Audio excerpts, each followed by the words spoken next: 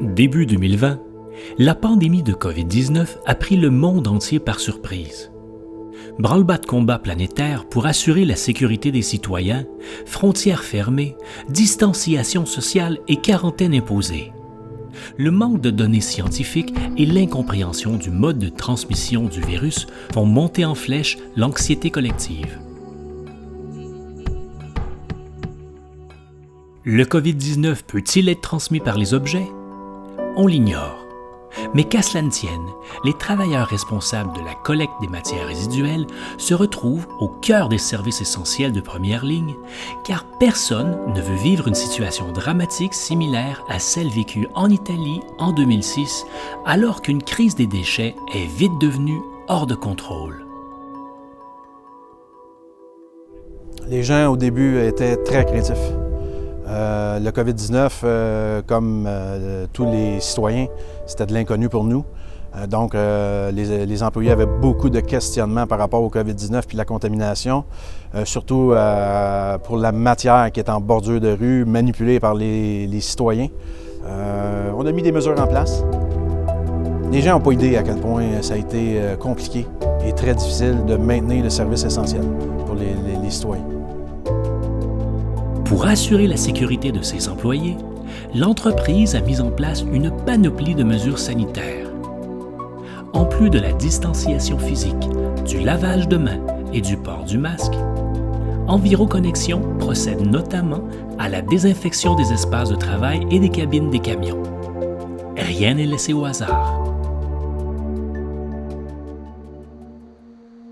Enviroconnexion comme entreprise s'appuie sur 5 grandes valeurs. La plus importante est définitivement la santé et la sécurité, celle de son personnel, de sa clientèle, ainsi que de la population en général. Assurer la santé et la sécurité des 145 chauffeurs et des 70 éboueurs de l'entreprise est une condition sine qua non afin qu'elle puisse continuer à offrir ses services. En cas d'absence, les répercussions prennent vite des proportions vertigineuses. Dans le commercial, un chauffeur qui ne se présente pas, c'est environ 80 clients de pas faits.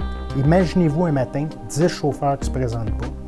C'est 800 clients qui appellent pour savoir qu'est-ce qui se passe. C'est énorme.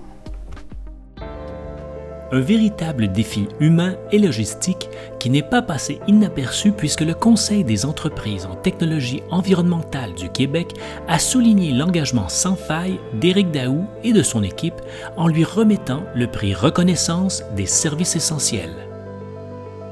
On est très, très fiers. Puis moi, je trouve que ça en dit long sur le professionnalisme puis le dévouement de l'équipe. Le 18 avril dernier, se trouvant eux-mêmes au cœur des services essentiels de première ligne, les employés d'Enviroconnexion ont pris l'initiative d'aller saluer à leur façon les employés du centre hospitalier Pierre-Le Gardeur.